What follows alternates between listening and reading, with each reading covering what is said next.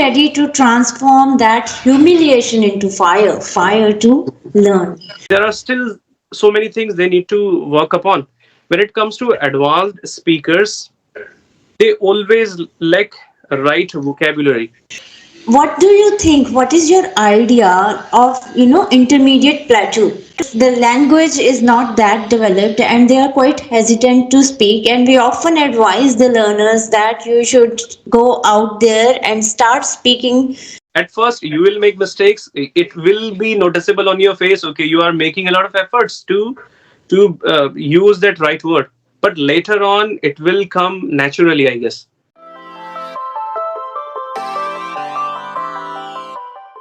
Welcome, Sunil. Welcome to the session. My pleasure. Thanks very much for inviting. Yes, I was really looking forward to having this conversation with you.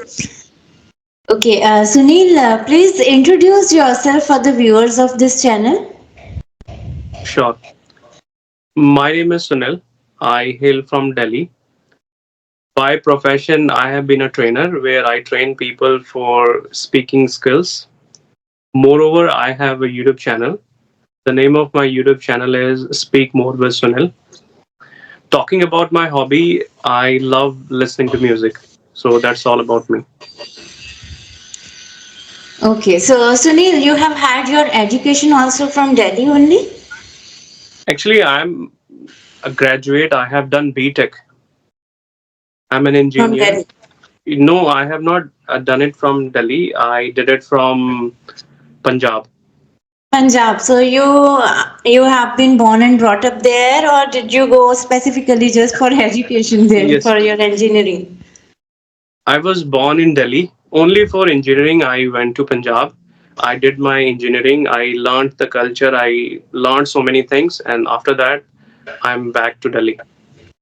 So how did you like it? I'm a proud Punjabi, and my entire education is from there. So Right. tell me, how was your experience there? I was more than happy to be the part of that university. I would say I enjoyed 4 years of my life.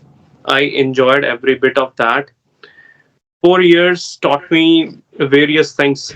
I still remember them, and I'm going to cherish those moments with me till I die. So I did so many things. I, except studying, I must have done each and everything. I was into fighting. I was into making friends. I was into exploring Punjab. I was into exploring other states as well. I did so many things and I learned how to live alone. I used to live there in a hostel. So when you live in a hostel, you know that, and it is obvious that we people tend to do some mischievous things. I did that with my friends. So there were a handful of things which I did there. I think living in a hostel is a lesson in life itself. It's a life skill altogether, how to manage yourself, how to conduct yourself without your parents, without somebody to actually take care of you. And okay, Sunil, so are you working professional? Is it a side hustle, or is it your full-time job, this Yes, YouTube? I'm a, when it comes to YouTube, yes. So I am doing it as part time. But when it comes to teaching, I have been a full fledged teacher of English. Uh, till a couple of months back, I was also teaching at an institute. So I had some problem. I needed to take a break. I just took a break from there, and again, I'm going to start my offline classes. These days, I'm very much occupied with my online classes. I do start my classes in the morning, and they last till evening. So that's how I'm trying to make a little bit of living. So help me understand. I'm trying to wrap my head around this. You had your education in engineering, and how come you ventured into this teaching profession? Yes, somewhere it can be a little bit confusing to understand it. Actually, I was never ever interested in BTech, and you should always do what your heart says. and what you are deeply interested in. So this is what I'm doing. I think I'm living my dreams. I always wanted to do something in English. Every day I learn, and I would say yes, this is something I cannot envision myself without. Every time I think of this career, I really want to enrich my skills. I really want to evolve my ways of teaching, and I see myself that in the near future I will be the great teacher of English. I feel that, yes. Yes, I can feel, I can sense that even in the way you are communicating, you have very calm and poised demeanor. And to be a good teacher, the greatest skill that needs to be acquired along with your learning in your subject knowledge is patience Right. and the ability to be able to pass on the knowledge in the simplest of the terms that the learner can understand. Agreed, miss. Right. Okay. So, since you are a professional teacher, I would like to start by asking you one of the greatest questions that the learners feel, English language learners, Right. especially intermediate level learners. So, what do you think? What is your idea of, intermediate plateau? So, a lot of learners they are able to advance themselves from beginner to intermediate stage quite quickly, and their learning efforts they bring the fruits, the desired fruits. But once you reach that intermediate level, it becomes quite difficult to advance to C1, C2 stage. So, how to break that plateau? First of all, I would like you to define for our audience what is that intermediate plateau, and then how we can break that intermediate plateau. Sure. Okay, you want me to tell you that? Okay, what is that Yes, intermediate? you are a professional English teacher, Okay, so I I thought was you were expecting. about to, yes. Yes. So, whatever little I know is there have been almost four categories for that. First one is intermediate or before elementary. Yes, elementary is also one of the levels. If there are some students, they even do not know how to read, how to write. They do fall in this category called elementary levels. When they are there, so they need to move the mountains to learn this language. They have to have a lot of patience. What I feel is most of people lack this beautiful thing that is called patience. They really don't have patience. Whenever they come to me, they always ask me that, okay, we want to learn this language within 3 months. It is completely like promising them the moon. You cannot teach anyone in 3 months. You can certainly teach them. You can make them understand, okay, what tenses are, or what subject verb agreement is, and so many other things.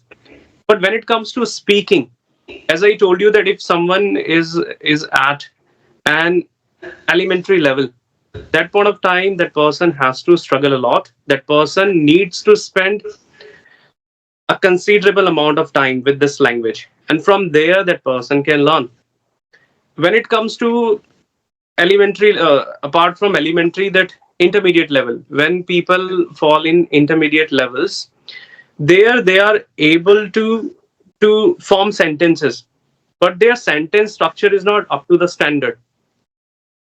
They really don't know what they are speaking. They are really speaking with the right time. If they want to convey something for the present, are they really using the present tense?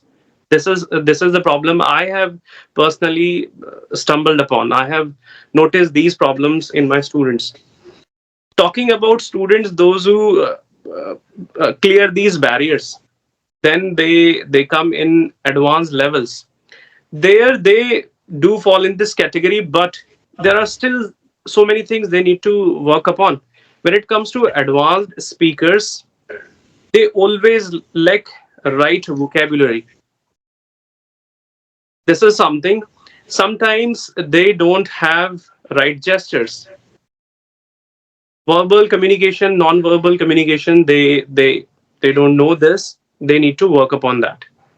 So I think this is whatever little I know, that according to my knowledge, that's how people fall in these categories. And every time, what I simply tell them that you should always work on tenses. There are a couple of tenses you should always focus on. First one is present simple tense. This is what I do every day. I work on it. Second one is past simple tense. Having said that, you also need to know what your level is, what type of communication skill you really want in your life, why you are learning English. If you are learning English for preparing or for clearing any job interviews, then you need to learn a set of different rules. If you just want to learn it for your own skills, or if you just want to grow your business, there you need different type of skill. This is what I know, or this is what I tell. I don't know whether I was able to answer this appropriately or precisely, or whether I made sense or not. You must tell me. Yes. No, absolutely. You made your point there. It depends on, first of all, the question should be why you're learning the language and Hmm. what level do you aspire to reach. If you are into academics and you are preparing for competitive exams, then definitely you need to work focus, pay more attention on your writing as well as your strong base of grammar and Hmm. language. But if your focus is more on public speaking, then it should be more on presentations, on the use of right vocabulary to convey your feelings, and your expressions also you need to work on. Uh, Talking about that, I have come across a few, even YouTubers. They tend to promote the very advanced words, and with a lot of effort they use this like fantabulous and these, especially they make it a point that they have to use these kind of words in their communication. So how much do you think that we need to have a very, advanced vocabulary in our everyday conversations? Do we really need that? If the truth to be told, what I personally feel is, I always firmly believe one thing, that is accuracy. For me, accuracy really matters. The way you speak, it speaks the volumes. It is noticeable that okay, whatever you are speaking, whatever vocabulary you are using, that really matches your level. But you are at an intermediate level where you are trying to use these fancy words that does not look good on you. So first of all, work on the basics. If your basic is not clear, there is no point in using these advanced words. Right, right. I am on the same page as you. So because Hmm. these fancy and ostentatious words, they don't serve the purpose of communication. The Right. purpose of communication is to express ourselves, and whatever is the thought and the emotion, it should reflect in the same way as we want our listener to understand, right? So if our listener itself is not familiar with those words, let's say, and we are using them, then it's just a one sided communication where you are just trying to impress the listener that I have got these skills Okay. and this is the level of vocabulary. Yes, Right. I have literally been put this question. You are speaking very simple English, you are not using fancy words, and what is the need for it? If I have to write an article, I will definitely use a lot of it. Hmm. So if I'm taking a competitive exam, I'll try to, especially for IELTS writing, a lot of focus goes in using synonyms because you cannot keep on repeating the same words in the essay. Right. So there you definitely need that level of vocabulary. But the Okay. burning question is, sorry to cut you in, but the burning question is that I'm one of the trainers who do use a lot of vocabularies. I do that, but somewhere I have diminished this habit of using a lot of new words, because Mhm. at the end of the day, your video should go viral. It really doesn't matter what you are delivering, what you are doing on YouTube channel. And every time we get to learn, okay, so from our past mistakes we can learn. So what I personally feel is, if we do not bring what we learn Mm-hmm. to our communication or to our practice, I think where would we use those vocabulary and how we will be able to memorize those words? Somewhere I think one or two words are vital to use. If we Right. use one or two words and with right use, with the right pronunciation, and with the right situation. And yes, context becomes very important because it should not feel forced. That is important, no? And that is, I think, very difficult to achieve. Yes, but that would come by practice. If we don't try, how would it come organically? At first, you will make mistakes. It will be noticeable on your face. Okay, you are making a lot of efforts to use that right word. But later on, it will come naturally, I guess. Yes, that's another good way of looking at it.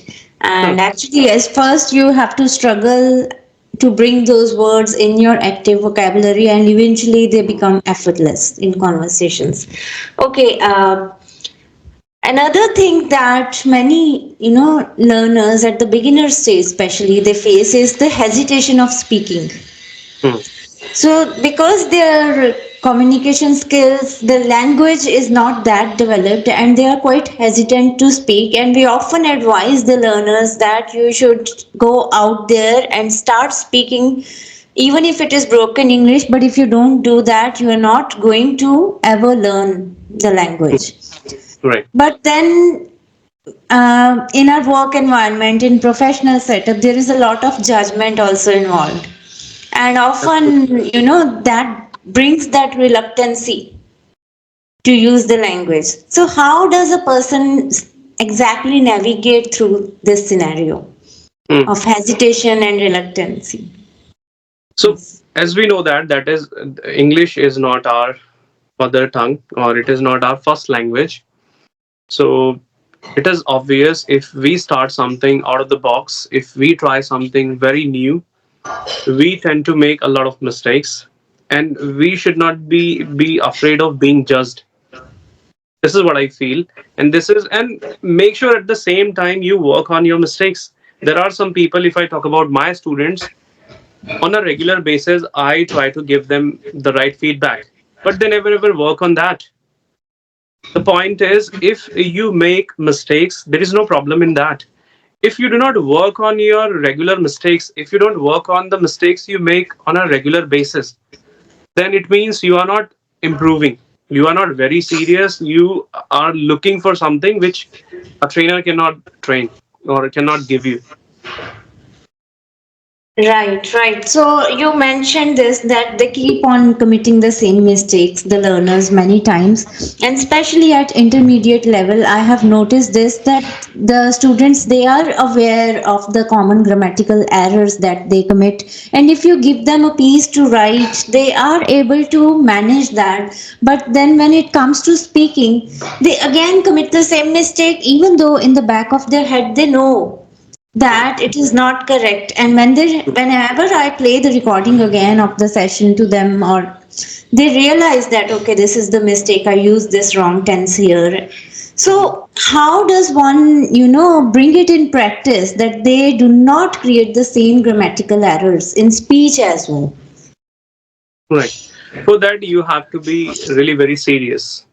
If you are not serious, and you should be humiliated if you make mistakes, if you are given the right feedback, if you are not working on that, you should be ashamed of yourself, that what on earth I am making the same mistake. There is no point in learning further if I am making the same mistake. They should do that.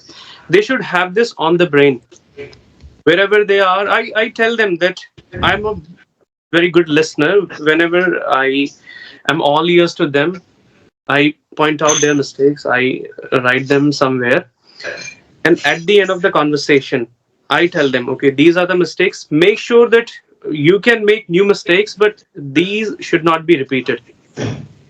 Right, very powerful saying there indeed, that get ready to be humiliated and be ready to transform that humiliation into fire, fire to learn.